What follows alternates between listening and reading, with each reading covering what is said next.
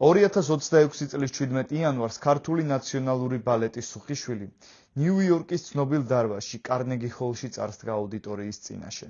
თქვენ ჩვენი საყვარელი რიგით მეორე არტისტი ხართ. გაინტერესებთ პირველი ვინ არის? ბაბუა ჩემი, ვინც ეს ყველაფერი შექმნა. Our favorite artist. Second. Legendary. Second favorite. Okay. You know who is first? Who? My grandpa, who Oh, yeah. who was the founder of this company. Yes. მთელი საქართველო და მსოფლიო ცუხიშვილების და ლეგენდარული მსახიობის რობერტ დე ნიროს შეხვედრამ აალაპარაკა. თუმცა ამის გარდა სუხიშვილებს თითქმის საუკუნოვანი გზის განმავლობაში ძალიან ბევრი წარმატება ხვდა წილად. მათ თავიანთი ნამუშევრები შეუსრულებიათ ისეთ სცენებზე, როგორებიცაა ალბერტ ჰოლი ლონდონში, რომის კოლიზეუმი, ნიუ-იორკის მეტროპოლიტენის ოპერა, მედისონ სკვერ გარდენი და სხვები. მაგრამ რაც ყველაზე მნიშვნელოვანი და ხაზგასასმელია, სუხიშვილები პირველი და ერთადერთი ფოლკლორული ჯგუფია, რომელიც ლასკალას აუდიტორიის წინაშე წარსდგა. ამ მოვლენის სიდიადე რომ გავიგოთ, ამისთვის უფრო მეტი უნდა შევიტყოთ ლასკალას შესახებ.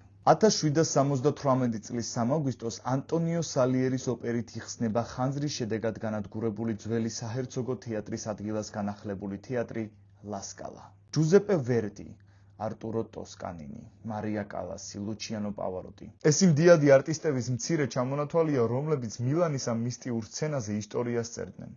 ამ სცენაზე შოუს ვერ ნახავ. ეს არის ადგილი, სადაც სული ასტრალში გადის და ღვთიურ ნეტარებას განიცდის. აქაური აუდიტორია არ გაპატიებს სუსტ გამოსვლას. შენი ავტორიტეტი კულისებში რჩება. აქ მსოფლიო დონის ვარსკვლავიც კი ვერ მიიღებს სტაშ თუ მისი გამოსვლა ლასკალას დონეს არ შეეფერება. აქ, ამ ელიტის საზოგადოებაში ფოლკლორის ადგილი არ არის.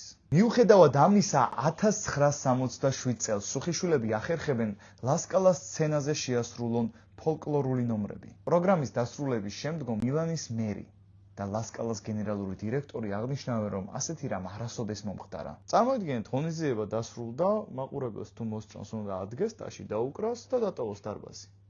მაგრამ არა სუხიშვილების გამოსვლაზე.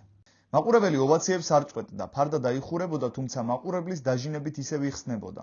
ხელმძღვანელები და მოცეკვავეები ყოველ ჯერზე თავიდან იხდიდნენ მადლობას და ასრულებდნენ ბის, ლეგენდარული ტენორის ენრიკო კარუზოს რეკორდი, რომელიც მოიცავდა მაყურებლის დაჟინებით 11 ჯერ ზედიზედ ფარდის გახსნას. მოიხსნა და სუხიშვილებისთვის ფარდა ლასკალას სცენაზე 14 ჯერ გაიხსნა. ეს მინდა კარგად წარმოვიდგინოთ, რას ნიშნავს.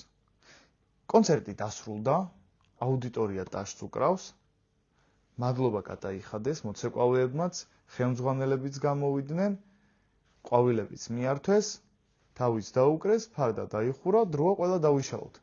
მაგრამ არა, მაყურებელი დარბაზიდან არ გადის და კიდევ უწყვეტად უკრავს ტაშს.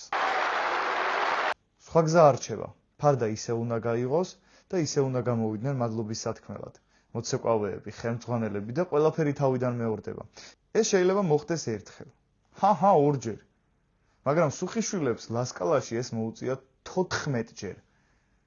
ანუ იმ სცენაზე, სადაც არც მანამდე და არც მას მერე არც ერთ ფოლკლორულ ანსამბლს ფეხი არ დაუდგავს. დღეს სუხიშვილების მიმართ განსხვავებულ აზრებს მოვისმენთ. მე არ ვიცი აქედან რომელია ჭეშმარიტი და რომელი არა.